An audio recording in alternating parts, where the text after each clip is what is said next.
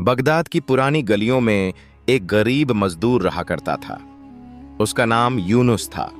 उसका घर मिट्टी और लकड़ी से बना हुआ एक छोटा सा आशियाना था, जिसकी दीवारें जगह जगह से टूटी हुई थीं। उसके माँ बाप बूढ़े हो चुके थे और अक्सर बीमार रहते थे।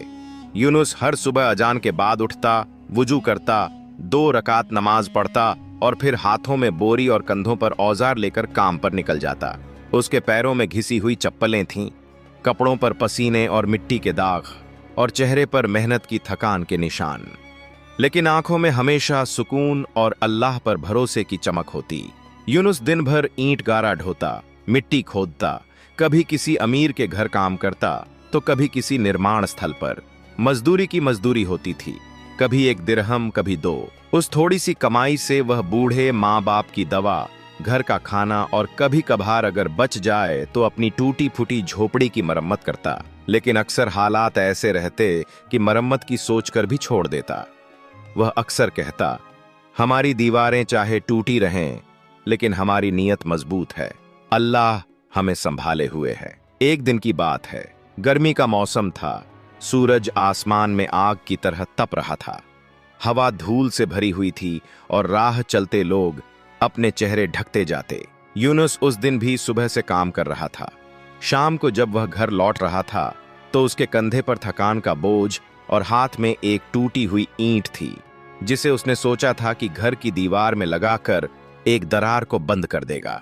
जैसे ही वह मस्जिद के पास से गुजरा, उसकी नजर एक छोटे बच्चे पर पड़ी। वह बच्चा मस्जिद की सीढ़ियों पर बैठा रो रहा था। उसके कपड़े फटे हुए थे, पांव में चप्पल नहीं थी, बाल धूल से उलझे हुए और चेहरा आंसुओं से भीगा हुआ। यूनुस का दिल पिघल गया। वह पास जाकर बोला, बेटा क्यों रो रहे हो? बच्चे ने सुबकते हुए कहा, चाचा मैं पढ़ना चाहता हूँ। सब बच्चे मदरसे जाते हैं, उनके पास स्लेट है, कलम है, किताबें हैं, लेकिन मेरे माँ बाप गरीब हैं, मेरे पास कुछ नहीं है। मैं बस दरवाजे पर खड़ा होकर दूसरों को पढ़ते देखता हूँ। जब वो लिखते हैं तो मुझे लगता है कि मैं भी लिखूं, मगर मेरे हाथ खाली हैं। यूनुस का गला भर आया। उसने सोचा, काश मेरे पास भी कुछ होता जो मैं इसे दे पाता। उसने अपनी जेब टटोली। उसमें 2-3 छोटे सिक्के थे जो वह घर की रोटी के लिए बचा कर लाया था। वह सिक्के नहीं निकाल सका, क्योंकि उसे पता था कि अगर ये चले गए तो घर में आज रात चूल्हा नहीं जलेगा। तभी उसकी नजर उस टूटी हुई ईंट पर पड़ी जो वह अपने घर के लिए ले जा रहा था। यूनुस ने बच्चे की तरफ देखा और मुस्कुराकर कहा, बेटा इल्म किताब से नहीं, नीयत से आता है। ये लो, इस ईंट पर लिखो, इसे ही अपनी स्लेट बना लो, अल्लाह तुम्हें बरकत देगा। बच्चे ने आंसू पोंछे, ईंट को दोनों हाथों से पकड़ा और उसकी आंखों में चमक भर आई। उसने कहा, चाचा आपने मुझे दुनिया का सबसे बड़ा तोहफा दिया है, अल्लाह आपको जन्नत अता करे। यूनुस ने उसके सिर पर हाथ फेरा और अपने रास्ते चल पड़ा।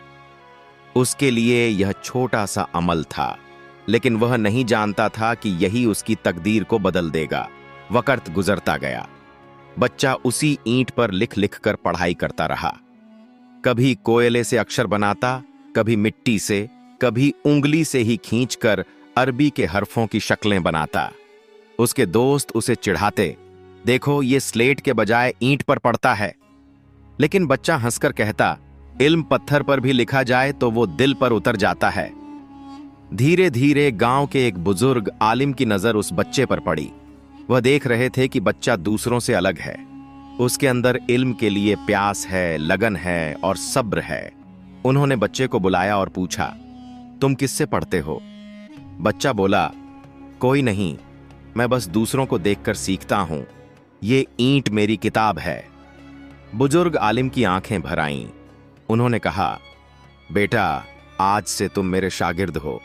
मैं तुम्हें मुफ्त पढ़ाऊंगा। तुम्हारा इल्म का सफर अब सचमुच शुरू होगा। इस तरह उस बच्चे की जिंदगी बदल गई।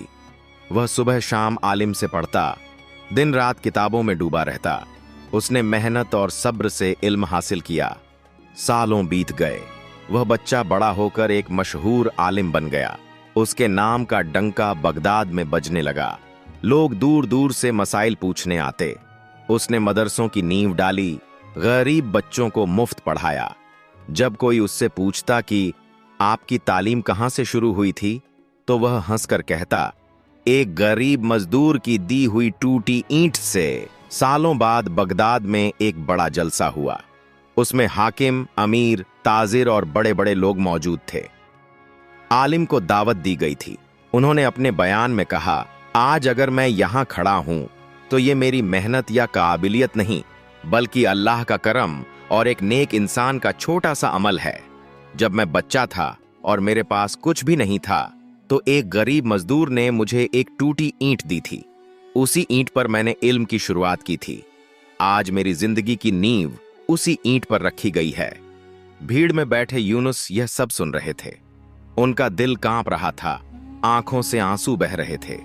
उन्हें अंदाजा नहीं था कि उनका वह छोटा सा अमल कभी इतना बड़ा असर डालेगा। आलिम ने उन्हें पहचान लिया।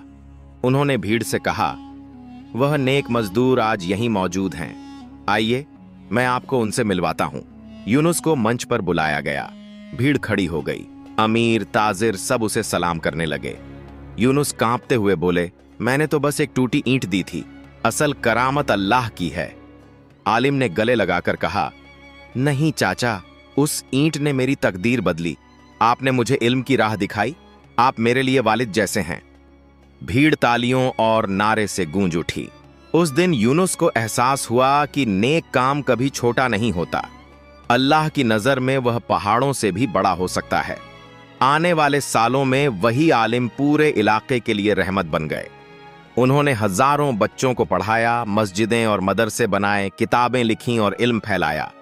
लेकिन जब भी कोई उनसे उनकी सफलता का राज पूछता तो वह सिर्फ इतना कहते, मेरी जिंदगी की शुरुआत एक गरीब मजदूर की ईंट से हुई थी। अगर वह न होता तो मैं भी आज यहां न होता। यूनुस बूढ़ा हो चुका था। उसके हाथ कांपते थे, बदन कमजोर हो गया था, लेकिन उसकी आंखों में हमेशा सुकून रहता। जब वह आखिरी बार उस आलिम से मिला तो रोते हुए बोला, मैंने तो सोचा था कि उस ईंट से अपनी दीवार बनाऊंगा, मगर अल्लाह ने उसी ईंट से मेरी आखिरत बना दी।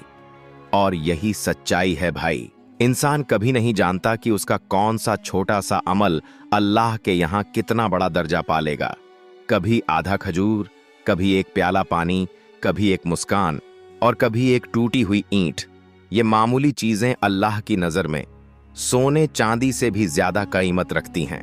भाई, अगर नीयत साफ हो और काम अल्लाह की रजा के लिए किया जाए तो वही छोटा सा अमल इंसान की तकदीर भी बदल सकता है और आखिरत में जन्नत का जरिया भी बन सकता है।